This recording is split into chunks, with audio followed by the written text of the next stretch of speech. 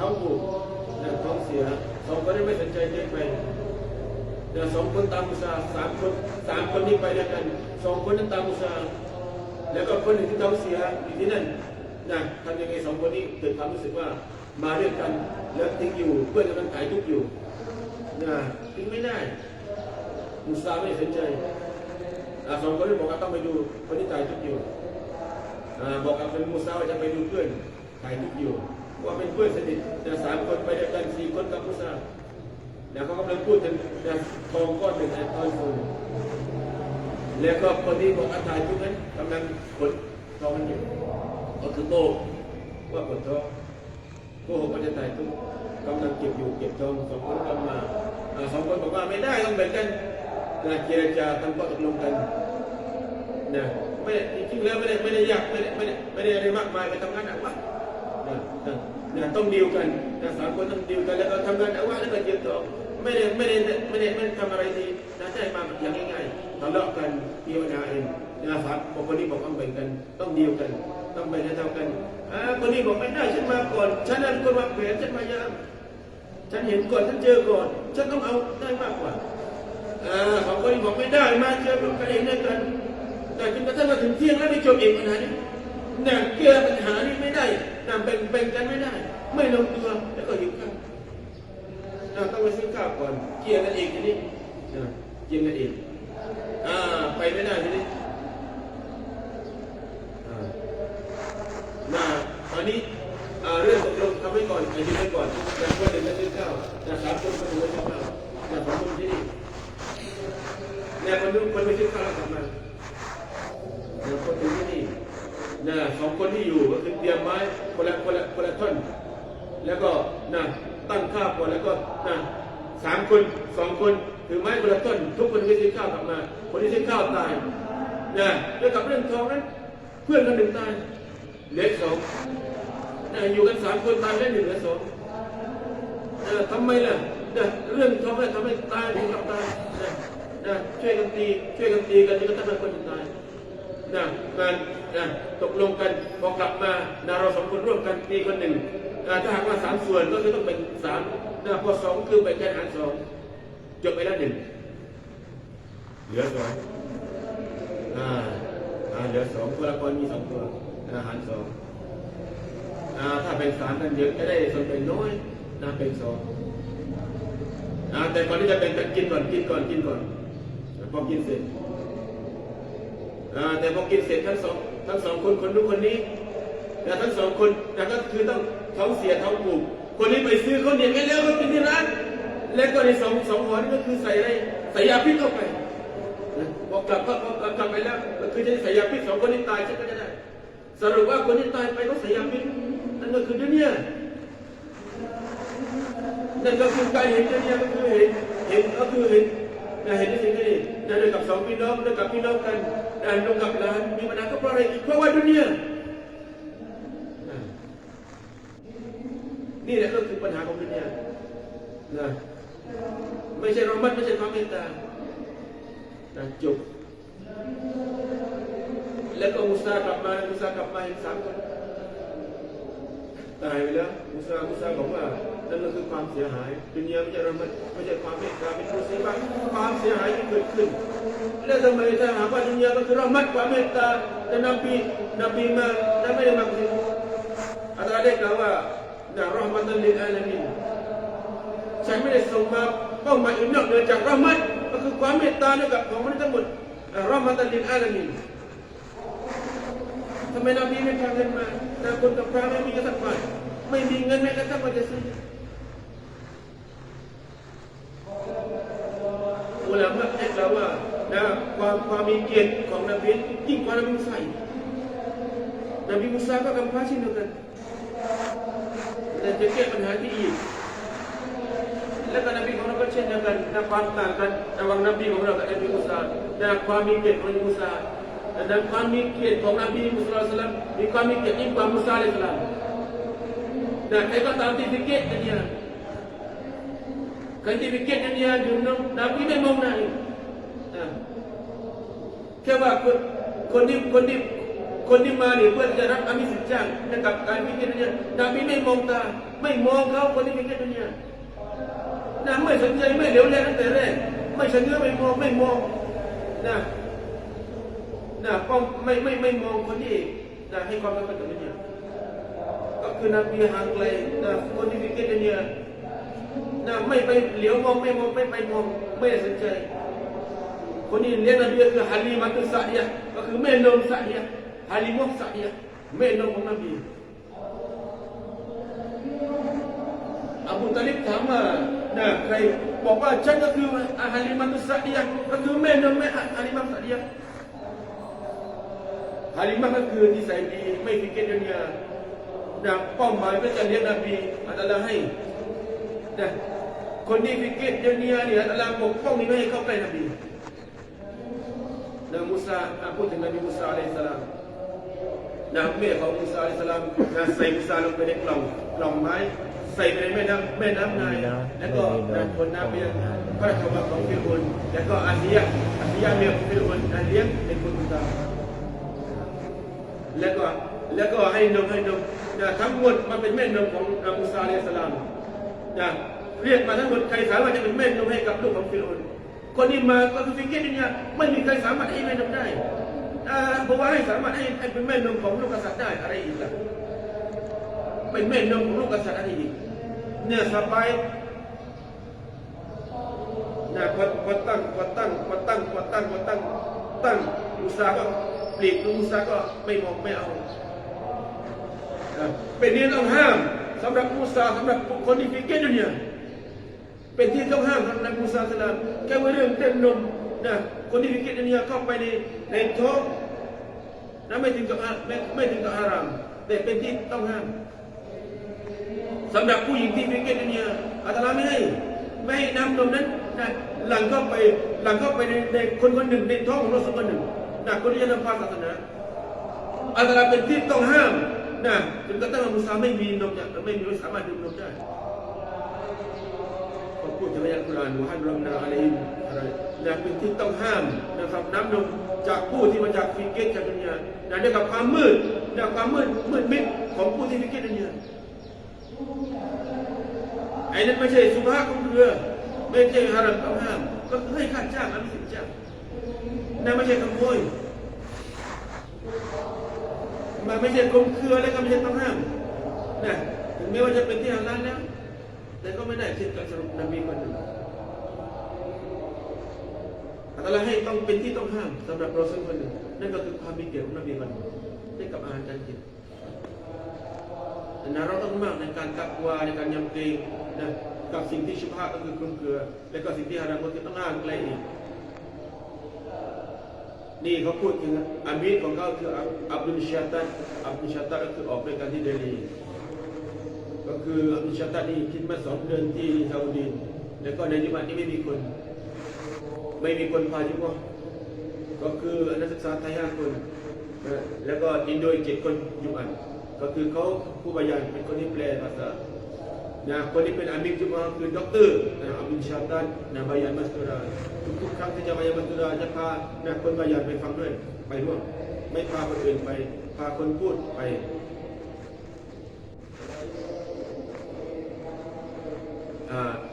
ทุกที่ที่ไปบรรยายมัสตุราจะพาคนพูดไปด้วยด็อกเตอร์อับดุลชาตันได้กล่าวว่าคนหนึ่งวลีอัลเลาะห์ก็คือผู้ที่ใกล้ชิดอัลเลาะห์ด้วยกับคารอมัตความอัศจรรย์ด้วยกับการที่เขาละหมาดดุฮาเขาปลูกผ้าหยัดบนผิวน้ำไม่จมไม่ใช่ธรรมดาวลีคนหนึ่งปลูกผ้าหยัดบนน้ำทำหมาดดุฮา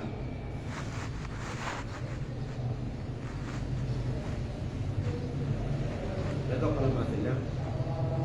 นั่งไปแล้วก็ภรรยาเขาบอกว่าบังความอัศจรรย์ของบังที่ทำอยู่ที่ได้อยู่ต้องเป็นชั้นนั่นผลและพื้นที่บางทำต้องไปให้ฉันด้วยบางบอกว่าถ้าอยากได้เนี่ยถ้าอยากได้ต้องทำเองเป็นได้อย่างไร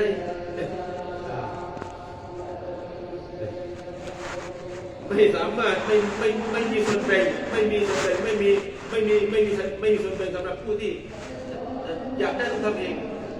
จะมานั่งแบ่งกับบางไม่ได้อยากจะได้ต้องทำเอง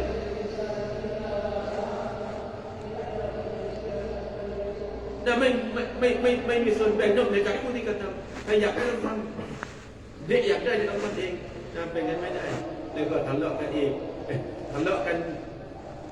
ไปงั้นแหละนะไม่ได้มีอะไรมากมายทะเลาะกันเมืองนะจากคนไปวันนี้พรุ่งนี้อีกปูผ้าจะได้รับบุญนะไม่ใช่ธรรมดานะ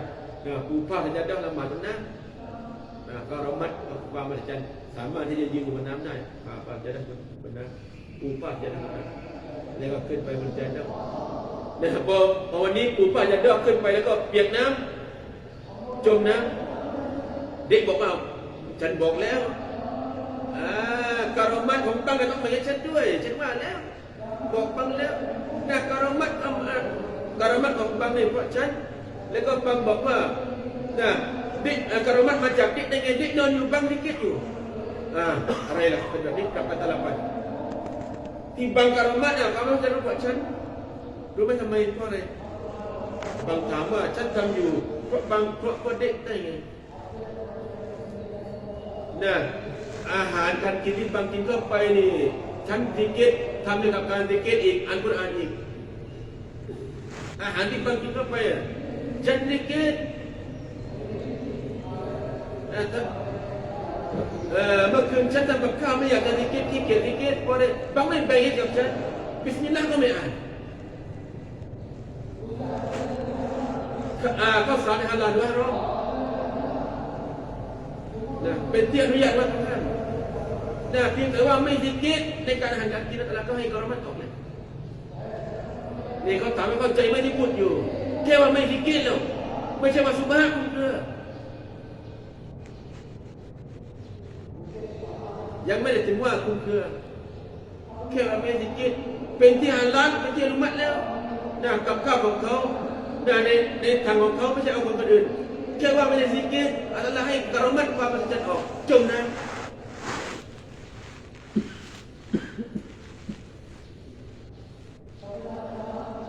เขาพูดถึงสุภาพก็คือความคุ้มเครือนี่เขาบอกว่าวลีลคนหนึ่งแต่ไม่เอเชียกลัวจะไม่ถูกผิดเดี๋ยวก็จะว่าอีกซื้ออินทผลัมซื้ออินทผลัม2 กองก่อนได้อินทผลัมก็จะขายเป็นกองนะขายเป็นกองเขานั่งอยู่ฝั่งนู้นมาฝั่งนี้มาฝั่งนี้มาฝั่งนี้มาแต่ตะกี้2ไม่เป็นไรไม่สับสน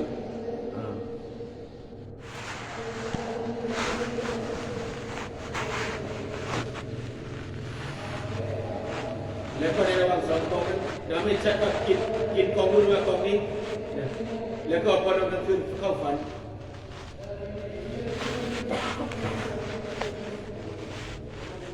สองคนมาเข้าฝัน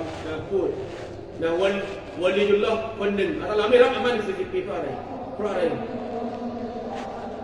ก็คือกินมันจะผ่านลำเข้าไปเม็ดหนึ่งโดยที่ไม่รู้ว่าฮาลาลอนุมัติหรือว่าอารมณ์ว่าต้องห้ามก็คือสภาพคนเกลือไม่รู้ว่าฮาลาลว่าอารมณ์ไม่รู้อารมณ์40 ปีอัลลอฮ์ไม่รับอามันของเขา40 ปีอัลลอฮ์ไม่รับอามันของเขาเพราะอะไรเกี่ยวกับอาหารการกินที่สุภาพคุ้มเกลือไม่รู้ว่าฮาลาลว่าฮารอมได้มาอย่างไรตักกว่ายังเกรงด้วยกับการยังเกรงในสิ่งที่เป็นสุภาพคุ้มเกลือคือว่าอาหารที่ไม่จริง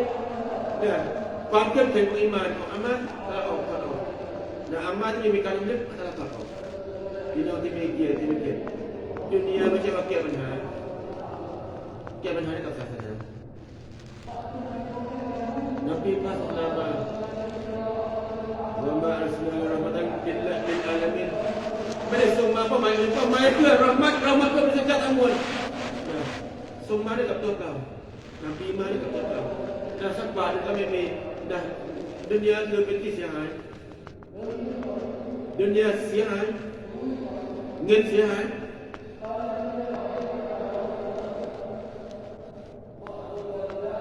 เขาพูดถึงอาบูรดะริยัลลอฮุอันฮุยาซิดบินมุอาวิยะห์บินอบีซุฟยานก็คือเป็นกษัตริย์ของซีเรียยาซิดบินมุอาวิยะห์บินอบีซุฟยาน กษัตริย์แรกในราชวงศ์ในยุคของมูอาวิยะห์ก็คือหลังจากที่อาลีเสียฮัสซันบินอาลีเป็นกษัตริย์6 เดือนแล้วก็ในยุคของอาลีกับอุมัยยะห์ก็คือมีความขัดแย้งนิดเลยเราอย่าไปว่าในตัวในปิดแค่ว่าส่วนกลางนิดนึงแต่พออาลีเสียชีวิตแล้วฮัสซันบินอาลีเป็นกษัตริย์5 ถึง 6 เดือนโดยประมาณแล้วก็ได้กับความเป็นหัวของฮัสซันในยุคของอาลีก็คือรบกับอุมัยยะห์90,000ฝ่ายอาลี 80,000 ทางอุมัยยะห์แล้วก็ละหมาดตายจากกันมากมายฮัสซันบินอาลีก็บอกว่าไม่มีหนทางจากนั้นเช่นเดียวกันอาลีบอกก็คือการสู้รบกัน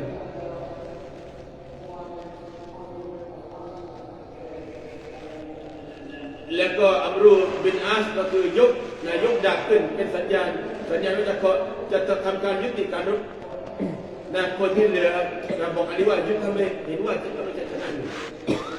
ก็คือแบ่งออกไปเป็นคอริสอีกกลุ่มหนึ่งก็คือผู้ที่รักเป็นอาลีเป็นชีอะห์และพออาลีเสียชีวิตไปฮัสซันเป็นกษัตริย์ฮัสซันเพราะว่าจะเกิดปัญหาขัดแย้งขึ้นฮัสซันคือสละตำแหน่งไม่ให้ปัญหาเกิดขึ้นแล้วก็ให้กับมูอาวิยะห์บินอบีซุฟยานแล้วก็ย้ายจากมะดีนะห์ไปยังซีเรียก็คือก่อนหน้าเมืองหลวงของอิสลามที่มะดีนะห์แล้วก็ย้ายไปที่ซีเรียแล้วก็มูอาวิยะห์บินอบีซุฟยานก็คือเป็นผู้นำแล้วก็ลูกชายของเขาก็คือยาซีดบินมูอาวิยะห์แล้วก็ไปขอลูกสาวของอบูดัรดะห์ยานูบาตัจมุlagi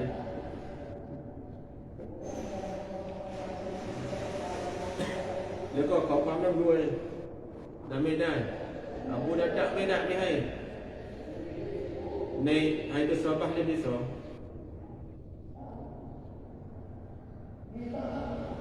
ขอก็ไม่ให้อีกอบูดัรดะห์แต่งงานลูกสาวของเขากับทาสของเขาก็คือแต่งงานลูกสาวกับลูกจ้างเขาถามอบูดัรดะห์ว่ากษัตริย์มาขอลูกคนรวยมาขอลูกสาวทำไมไม่ให้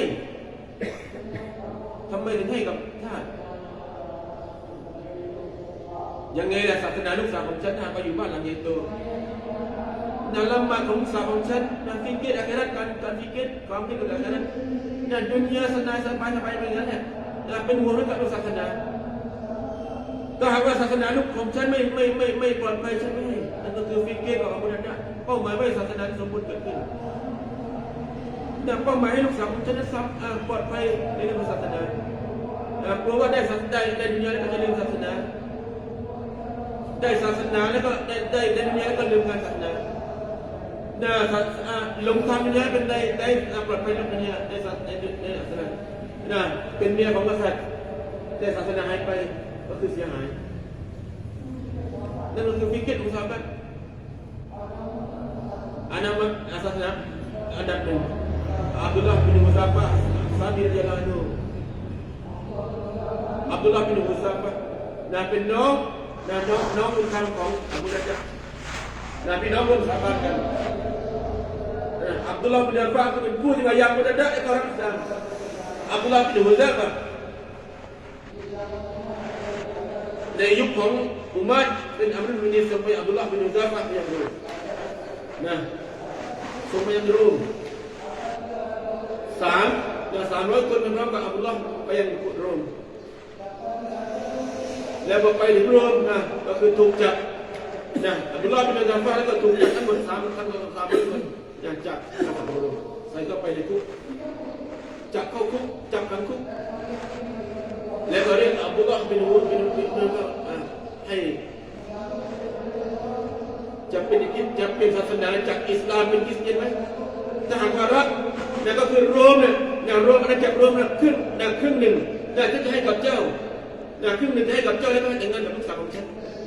ไม่ใช่ธรรมดานะพี่น้องนี่เก็บข้อเสนอของ ของกษัตริย์โรมไม่ใช่เงินล้านหนึ่งไม่ใช่เงินแสนหนึ่งนั่นไม่ใช่เงิน50,000เท่าไรล่ะพี่น้องเนี่ยครึ่งหนึ่งของโรมเนี่ยไม่ใช่ว่าเนี่ยครึ่งหนึ่งอย่างเดียวในงานกับลูกสาวของฉันเนี่ยเป็นเคยของฉันแล้วก็ครึ่งหนึ่งให้กับเจ้าครึ่งหนึ่งกับฉัน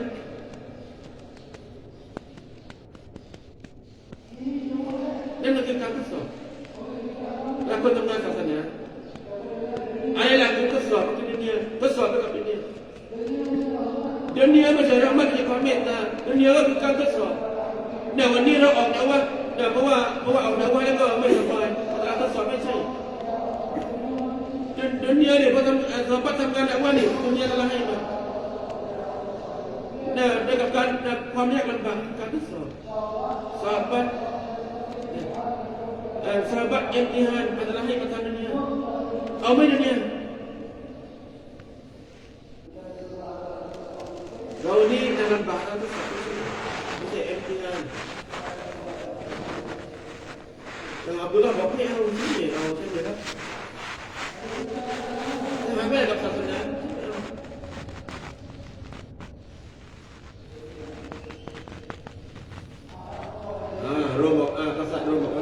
ไม่เป็นไรนะไม่เป็นไรเลยนะจับตัวไปพัฒนาการไปตรึงไว้ที่ต้นไม้และต่อให้ทหารเขาได้ยิงกันลูกธนูอย่าให้โดนจุดสำคัญอย่าให้โดนจุดสำคัญให้โดนกระทั่วร่างกายอย่าให้เจ็บแต่อย่าให้โดนจุดสำคัญจะดูว่าแข็งขนาดไหนแข็งใจขนาดไหนแล้วก็คือไปปลูกไว้กับต้นไม้แล้วก็ยิงกับลูกธนูยิงกับลูกธนูเข้าไปทำแล้วเป็นศาสนาไหมถ้าบอกไม่เอาออกจากเมือง2อย่างแรกก็คือทดสอบเป็นดุนยา2ก็คือทดสอบกับความเจ็บปวดทดสอบแรกก็คือดุนยาเรานี่พอแล้วละไอ้ดุนยานี่แต่ดีที่นี่ได้เลยในร้านนั้นยึดแอนนะวะแล้วมาที่ว่าก็ไม่เอาแล้วไม่ทันแล้วพอได้ไม่ทันแล้วละหมาดยึดไม่ได้แต่เป็นตุลาไม่ได้ตาจิตไม่ได้พอได้ดุนยามาแล้วได้ร้านหนึ่งได้ตำแหน่งมาอีกไม่ทัน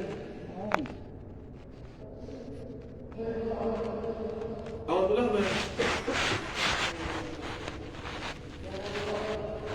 วางเงินแล้วแล้วก็เรียกตรงจุดว่าความบุญออกมา2 คนออกจากคุก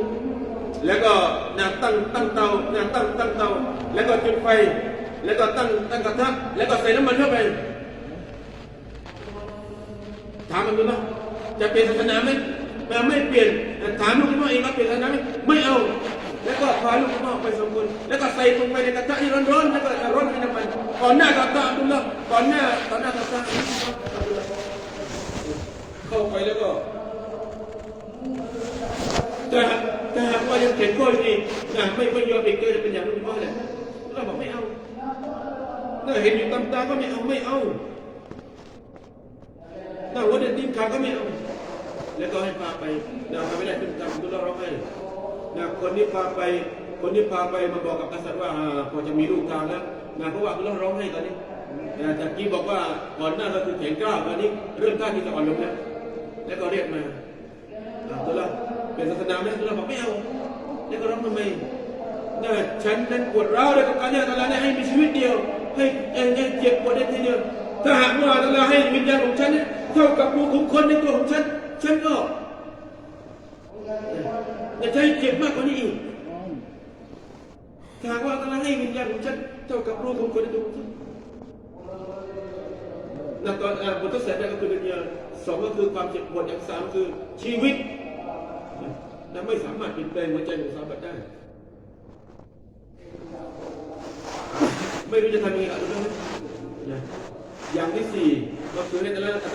อับดุลลาห์จุ่มพิษกษัตริย์โรมถ้าว่าเจ้าจุ่มพิษหน้าผากของฉันจะเป็นไปทั้งหมดแล้วบอกไม่เอาอีก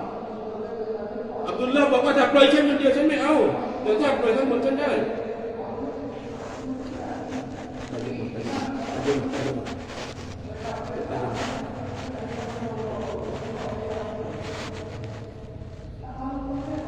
ก็ถามว่าไม่อายเลยขาดตอนเลยทีนี้ เสือต้องไปจุดหน้าผากเนี่ยอับดุลลาห์บินซาฟาสัมภาษณ์ของนบีต้องไปจุดพิษหน้าผากกษัตริย์โรมเป้าหมายไม่ใช่ปลอดภัยความหมายเพื่อให้ปลอดภัยกับอุมมะห์นั่นก็คือความอับอายของคนอิสลามแล้วก็กษัตริย์โรมก็ได้ปล่อยอับดุลลาห์พร้อมกับลูกทั้งหมดด้วยกับการที่อับดุลลาห์จุ่มพิษแล้วก็ก่อนจะกลับมายังมะดีนะห์ได้มีคนไปฟ้องกับอุมารรอฎิยัลลอฮุอันฮุว่า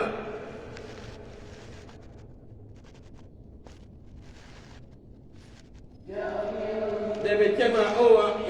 มิรุลมุมินีน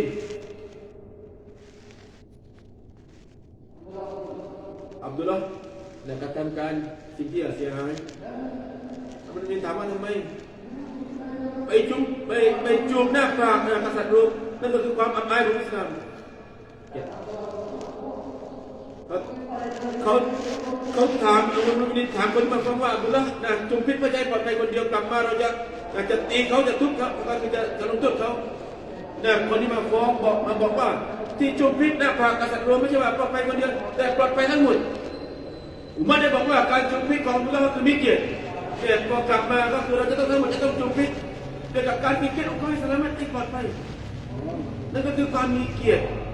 ความมีเกียรติและการมีเกียรติให้ปลอดภัยเช่นเดียวกันกับออกจากวัดให้อุมัรนั้นปลอดพ้นจากเป็นรกอะไรต่างๆนั่นก็คือความมีเกียรติของการมีเกียรติแล้วก็คือการจูบพิษกับมีเกียรตินะครับ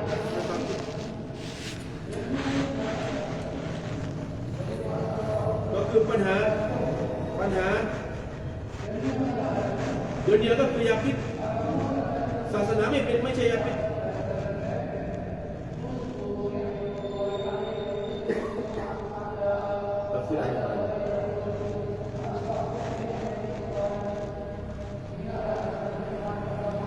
เดี๋ยวนี้ก็คือศาสนาเป็นมันความปลอดภัยเขาพูดถึงเอาแล้วก็คอสรัตทะเลาะกันเป็นร้อยปีเรื่องอะไรล่ะแค่ได้มาอุดตายเราเอากับคอสรัตทะเลาะกันให้อะไรอุดตายตัวเดียวอุดฝั่งนู้นเสียชีวิตตายลงไปแล้วก็ทำการสู้รบเป็นร้อยปีไม่จบไม่สิ้นเรื่องอุดตัวเดียวอย่างอุดฝ่ายนู้นตายฝ่ายนู้นอุดตายฝ่ายนู้นก็ฆ่าคนอย่างอุดตายคนหนึ่งแล้วก็ฆ่าคนรบกันไปมาจนกระทั่งระหว่างเอากับคอสรัตเป็นร้อยปียืดเยื้อเป็นร้อยปีทำการรบเป็นร้อยปีปัญหามาจากอุดตัวเดียวนี่ก็เช่นเดียวกันเราอยากให้ความสำคัญแต่เรื่องนี้แล้วเพิ่งหยุดเดียวทำการสู้รบกันตายกันเป็นล้มหายตายจากล้มกันตายเป็นสิบคนเรื่องอุดตัวเดียวจากเรื่องเล็กๆกลายเป็นเรื่องใหญ่ทำการสู้รบกันรบกันเอาเป็นเอาตายจนกระทั่งวันนบีให้ศาสนาเกิดขึ้นก็คือไอ้สิ่งนั้นก็คือคลี่คลายไปตัดเสร็จเรียบร้อยก่อนหน้าทำแล้วมีการทะเลาะกันทะเลาะวิวาทกันเรื่องกับปัญหาเดียวเราให้สมานฉันท์กันให้กับศาสนาและด้วยกับนี้ก็จะประการด้วยกับความปกป้องศาสนา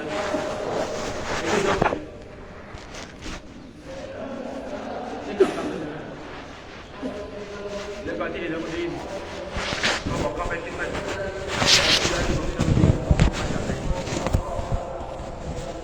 คนบายันก็อยู่ในฮันก็ของคนอาหรับหน่วยอินโดนีเซียในแอฟริกา